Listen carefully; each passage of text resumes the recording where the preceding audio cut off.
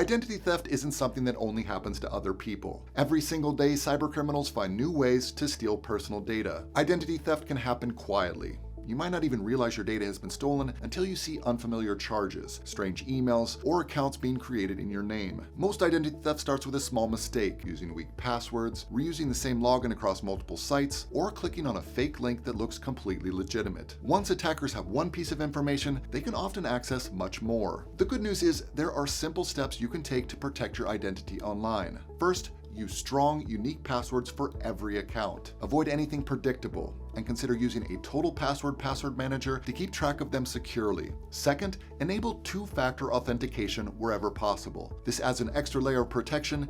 Even if someone manages to get your password, they still can't access your account without that second code. Third, be cautious of phishing scams. If an email or a text asks you to confirm personal information or click on a link urgently, stop and verify it first. Legitimate companies rarely ask for details in that way.